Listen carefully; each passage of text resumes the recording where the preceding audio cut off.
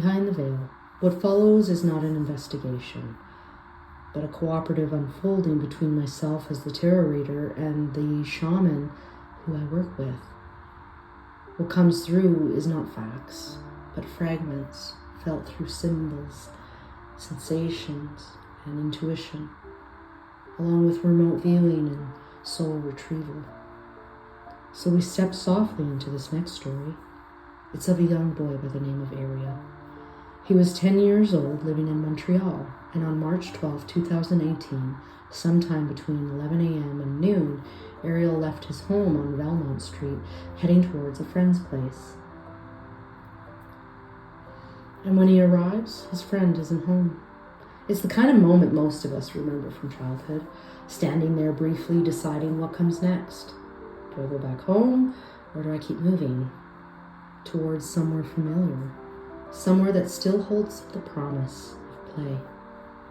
Because at that age, the day is still open, still full of possibilities, still his to explore. And so, he keeps moving. I asked Ariel what happened to you that day. And he says, I was leaving home, peaceful. Nothing felt wrong at first. I felt good. Everything was familiar. We have the 10 of Cups that comes out, and the 10 of Cups, it represents a family, a union, the household. The 10 represents actually a 1, so it's the ending to start something. And this feeling in this home wasn't that he was removing himself because of chaos, there was an argument, and he leaves. It was, no, I'm now deciding I want to go play with my friend. And we have the 2 of Wands that represents that. It's showing outward, and he has a world in his hand, and he's looking towards something, and he makes the choice, because the 2 of Wands is physical movement, and we're motivated.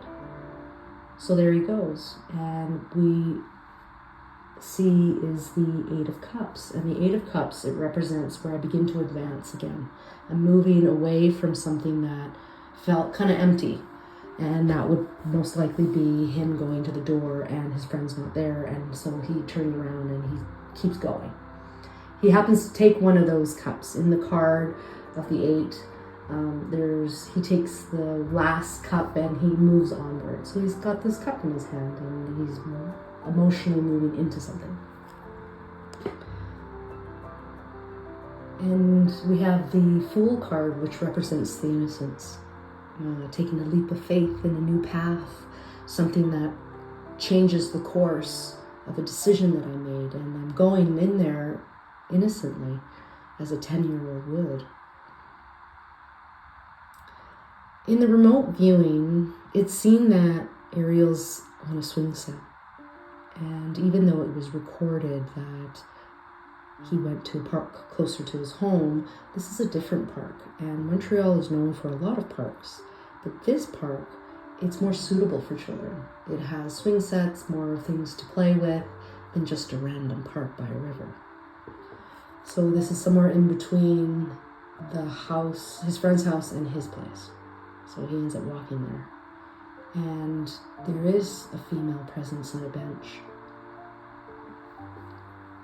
We have the 5 of Swords, and the 5 of Swords, it represents some type of aggression or movement of anger or something that kind of, this is where the change starts to happen. And we have the 9 of Wands, where we're feeling enclosed at one moment, and in the remote viewing, it's shown that Ariel there's a light talk with this female, but the female is already in a partnership with others, and she knows that there's something that's playing out because she's a watcher, and this female has done this on numerous occasions. This female is almost like a pinpoint of something, and there's a discussion, and there's a male energy that comes behind, and Ariel, with his intuition being so young, he ends up sensing this, and he starts to try to move away, and that Nine of Wands is not allowing us to, reaching a point of an end. There's a bit of a slip of footing, maybe because of ice or something that he can't get his shoe on, or something happens there. And he kind of trips, stumbles, and then the male energy swoops in easily. And we have the Chariot card, and the Chariot represents a vehicle in motion. Whether the vehicle was idling because the energy of the male knew what was playing out along with the female. And we have the Three of Cups, so this tells me more of something that was being celebrated or communicated within three. So this could be where this is three people working together. And we have the female, the male, and another group or something that plays a part in this. So there's a shift, and in that shift, in the moment of transitioning into the Chariot, the wheels begin to take motion, there's a witness. There's someone at a four-way intersection that sees something, and it's a male energy, and sees but doesn't want to engage because doesn't want to get involved, and turns a blind eye and leaves. So there might be something into that, I'm not sure. So the Chariot takes motion, and we're no longer at the park. And in that moment, when there's a very heightened experience, a traumatic experience, sometimes things are given. In this case, there might have been something given to make Ariel fall asleep. And I asked Ariel, where are you now?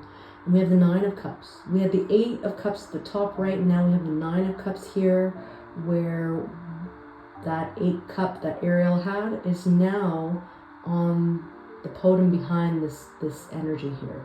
This man that has his arms crossed. To me, this seems like this is some type of exchange that happens somewhere else. And at night, because we have the Knight of Swords here, it rules the night, it's quick movement, and with the Chariot, we're moving planes, trains, and automobiles, and there's something that takes flight here. We cross somewhere else, and we're no longer in a familiar place, and we've moved into somewhere where it's very sunny and warm, tropical. There's this exchange because this is a business of some sort that happens here. There's money here. With the magician, this is the alchemist. This is somebody who's a creator. This is robed in red, and it's really driven. This is some type of engineering of some sort. Whether the environment that he was in was like this, lots of movement of things, and people. The magician card it's like they can kind of get what they want because they're very creative, and this could be either someone who leads this. It could also mean manipulation of some sort. It can also be where I have a lot of power in this environment. And I don't think Ariel's the only one in this environment. There are others here.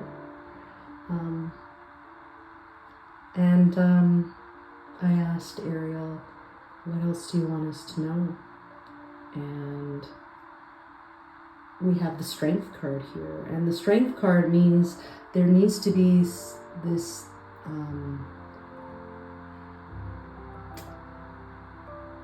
there's no sense in looking because they've already crossed over and they're in an environment that's very different.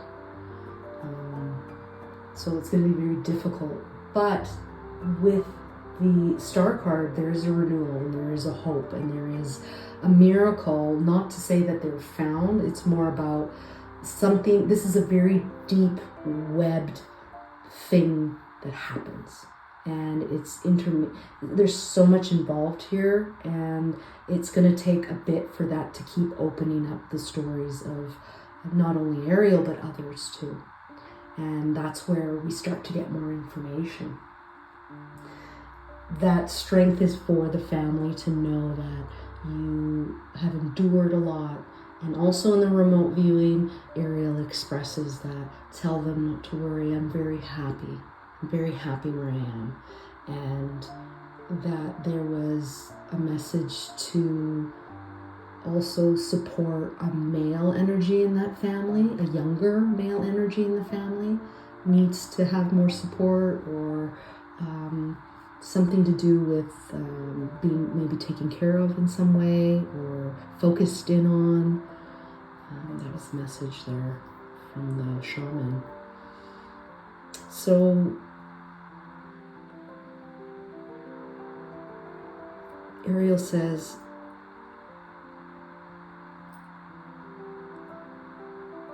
it's not panic anymore, not chaos, just quiet.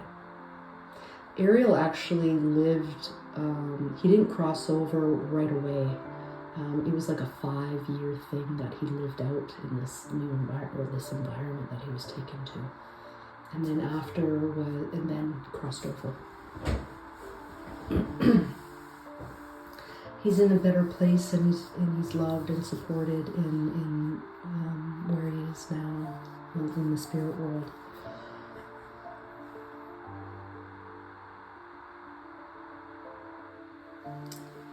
That ace also is about clarity, but it's also about a year mark. There might be something that opens up a bit more, and we kind of cut through the illusion of things, and not something's feeling left out. And this is the time where we need to move into a new group of investigators. This old group has played its part, but now it needs fresh eyes. It needs to get more clarity, and there needs to be more information that they're going to be able to see.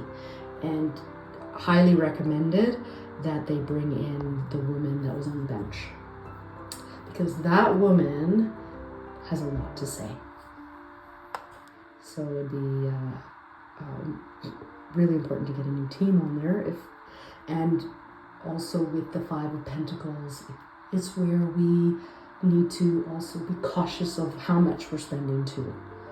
In regards to the case and everything that's been put into it. It can be felt like moments of slow moving. Yes, we've moved into a cold case, but there can be clarity with a new team.